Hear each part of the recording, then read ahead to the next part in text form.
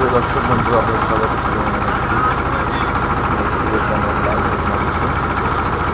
আমরা আজকে যাচ্ছি বাংলাদেশের অন্যতম পরিচ্ছন্ন শহর রাজশাহী থেকে। রাজশাহী পদ্মা নদীর পার হয়ে পরে যে চর রয়েছে, সেই চরের পরে রয়েছে বাংলাদেশের সীমান্তবর্তী ভারত সীমান্তবর্তী গ্রাম চরখানপুর।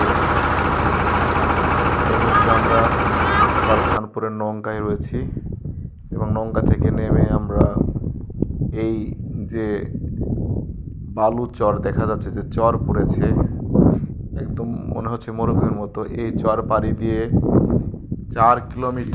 4 থেকে 5 কিলোমিটার এই বালির পথ হেঁটে সীমান্তবর্তী এলাকা চরখানপুরে যাওয়া যায়। এবং চরখানপুরের পাশে রয়েছে ভারতের মুর্শিদাবাদ জেলার গ্রামগুলো। এইভাবে 4 কিলোমিটার পায়ে হেঁটে যেতে হবে। এখন যেহেতু শুষ্ক মরশুম, নদীর পানি, পদ্মা নদীর পানি কমে গেছে, বর্ষা মরশুমে ডাইরেক্ট নৌকা করে চরখানপুরে যাওয়া যায়, কিন্তু শুষ্ক মরশুমে যাওয়া যায় না। একটি দীর্ঘ পথ, দেখে মনে হচ্ছে যেটি মরুভূমির মতো এবং বালিতে পরিপূর্ণ। এই জায়গাতে এখনো পানি, এগুলো পানি নেমে যাচ্ছে এলাকারে। আমরা গিয়েছিলাম একটা টিম আকারে, আমি সহ আমার সাথে আরও 4 জন ছিল, তারা সবাই স্টুডেন্ট এবং যারা এবার হয়তো অ্যাডমিশন পরীক্ষা দিবে। পশ্চিম আকাশে সূর্য হেলে পড়ছে।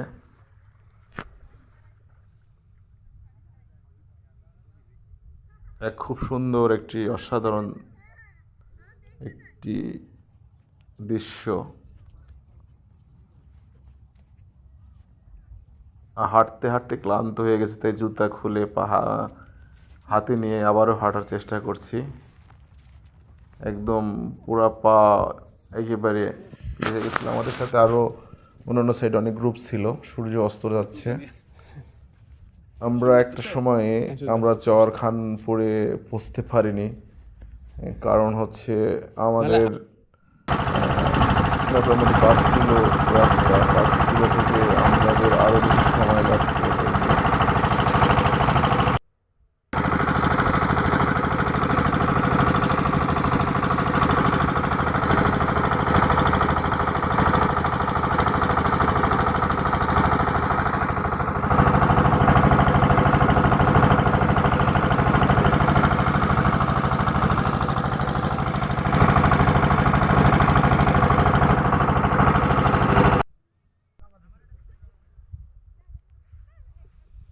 এটা একদম চরের শেষে সুন্দর জমি। এটা পুরো কাশ বাগান ছিল এবং কাশের মাঝখানেও এক ধরনের বিশেষ উদ্ভিদ দেখতে পেলাম। আমি উদ্ভিদটা এর আগে দেখি নাই।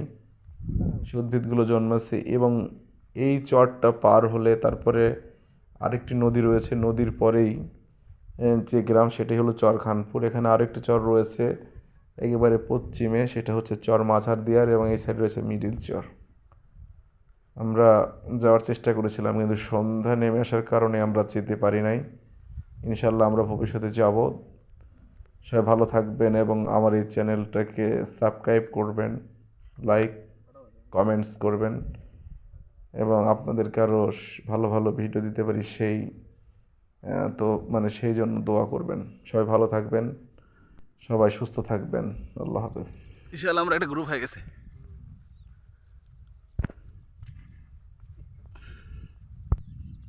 ক্যামেরা দুর্বল, ক্যামেরা আমার এটা দেখতে নেন।